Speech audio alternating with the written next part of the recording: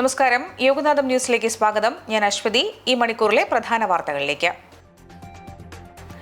K R. Narayanan institute director Shankar Mohan രാജിവെച്ചു. Chairman Adoor ഗോപാലകൃഷ്ണനാണ് അദ്ദേഹം രാജി സമർപ്പിച്ചത്. രാജിക്ക് വിവാദവുമായി ബന്ധമില്ലെന്നാണ് ശങ്കർ മോഹന്റെ വിശദീകരണം. കെ.ആർ. നാരായണൻ ഇൻസ്റ്റിറ്റ്യൂട്ടിലെ വിദ്യാർത്ഥികൾ ഉന്നയിച്ച ആരോപണങ്ങളിൽ സർക്കാർ അന്വേഷണം നടത്തിയിരുന്നു. ഉന്നതതല സമിതി അന്വേഷണ റിപ്പോർട്ട് സമർപ്പിച്ചതിന് ശേഷമാണ് ശങ്കർ മോഹൻ ഇപ്പോൾ രാജി നൽകിയിരിക്കുന്നത്. പത്തനംതിട്ട ഇലന്തൂർ ഇരട്ട നരബലി കേസിലെ രണ്ടാമത്തെ കുറ്റപത്രം കോടതിയിൽ സമർപ്പിച്ചു. റോസ്ലിയെ കൊലപ്പെടുത്തിയ കേസിന്റെ കുറ്റപത്രമാണ് സമർപ്പിച്ചത്. കേസ് അപൂർവങ്ങളിൽ അപൂർവമെന്ന് കുറ്റപത്രം. അഭിപ്രായ ഭിന്നതകൾ നാടിന്റെ വികസനത്തെ ബാധിക്കാൻ പാടില്ലെന്ന് മുഖ്യമന്ത്രി പിണറായി വിജയൻ. സർക്കാർ പരിപാടികളിൽ നിന്ന് വിട്ടുനിൽക്കുന്ന പ്രതിപക്ഷത്തെ രൂക്ഷമായി വിമർശിച്ച് മുഖ്യമന്ത്രി. വികസന കാര്യത്തിൽ ഹൃദയവിശാലത വേണമെന്നും നാടിനോട് പ്രതിബദ്ധത ഉണ്ടാകണമെന്നും മുഖ്യമന്ത്രി കൊച്ചിയിൽ പറഞ്ഞു. പാർസൽ ഭക്ഷണത്തിൽ ഇനി മുതൽ തീയതിയും സമയവും രേഖപ്പെടുത്തിയ സ്റ്റിക്കർ നിർബന്ധമാക്കി ഉത്തരവിറക്കി. സ്ലിപ്പിലോ സ്റ്റിക്കറിലോ ആ ഭക്ഷണം പാകം ചെയ്ത തീയതിയും സമയവും എത്ര സമയത്തിനുള്ളിൽ കഴിക്കണം എന്നിവ വ്യക്തമാക്കിയിരിക്കണം എന്നാണ് നിർദ്ദേശം. ചില നിയന്ത്രണങ്ങൾ അത്യാവശ്യമാണെന്ന് കണ്ടെത്തിയതിന്റെ അടിസ്ഥാനത്തിലാണ് ഈ തീരുമാനമെടുത്തതെന്ന് ആരോഗ്യമന്ത്രി വ്യക്തമാക്കി. വൻ സന്നാഹങ്ങൾ ഒരുക്കിയിട്ടും PT-7 ഇന്നും പിടിക്കാൻ കഴിഞ്ഞില്ല. കാട്ടാന ഉൾക്കാട്ടിലേക്ക് നീങ്ങുന്നത് വെല്ലുവിളിയായ സാഹചര്യത്തിലാണ് മയക്കുവെടി വെക്കാനുള്ള ഇന്നത്തെ ശ്രമം അവസാനിപ്പിച്ചത്.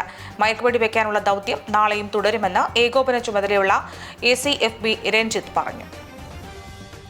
2047 ഇന്ത്യയിൽ ഇസ്ലാമിക ഭരണം സ്ഥാപിക്കുക എന്ന അജണ്ടയോടെ നിരോധിത സംഘടനയായ popular front of India killer സ്ക്വാഡുകൾ എന്ന പേരിൽ രഹസ്യ സംഘങ്ങൾ രൂപീകരിച്ചതായി ദേശീയ അന്വേഷണ ഏജൻസിയുടെ കണ്ടെത്തൽ. കർണാടകയിലെ BJPയുടെ യുവമോർച്ച ജില്ലാ കമ്മിറ്റി അംഗം പ്രവീൺ നെട്ടൂറിനെ കൊലപ്പെടുത്തിയ കേസിൽ സമർപ്പിച്ച കുറ്റപത്രത്തിലാണ് ഈ വെളിപ്പെടുത്തലുള്ളത്.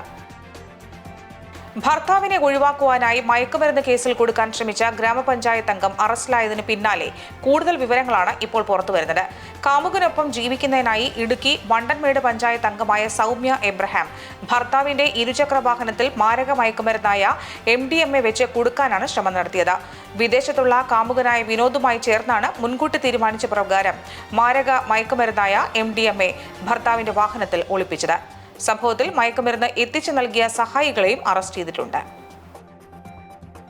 ജമ്മുവിലുണ്ടായ ഇരട്ട ബോംബ് സ്ഫോടനത്തിൽ 6 പേർക്ക് പരിക്ക്. ജമ്മുവിലെ നർവാളിലാണ് സ്ഫോടനമുണ്ടായത്. 2 വാഹനങ്ങളിലാണ് സ്ഫോടനം ഉണ്ടായതെന്നും സംഭവം ആസൂത്രിതമാണെന്നും ജമ്മു കശ്മീർ പോലീസ് വ്യക്തമാക്കി. സൈന്യവും ബോംബ് സ്ക്വാഡും സ്ഥലത്തെത്തി പരിശോധന ആരംഭിച്ചു. രാഹുൽ ഗാന്ധിയുടെ ഭാരത് ജോഡോ യാത്ര കശ്മീരിൽ പ്രവേശിക്കുകയും റിപ്പബ്ലിക് ഡേ ദിനവും പ്രമാണിച്ച് സംസ്ഥാനത്ത് സുരക്ഷ ശക്തമാക്കിയതിന് പിന്നാലെയാണ് സ്ഫോടനം. റഷ്യയിൽ നിന്ന് ഗോവയിലേക്ക് പുറപ്പെട്ട വിമാനത്തിന് സുരക്ഷാ ഭീഷണി. റഷ്യയുടെ അസൂർ എയറിന്റെ വിമാനത്തിനാണ് ബോംബ് ഭീഷണി ലഭിച്ചത്. ഈ വാർത്താ ബുള്ളറ്റിൻ പൂർത്തിയാകുന്നു. നമസ്കാരം.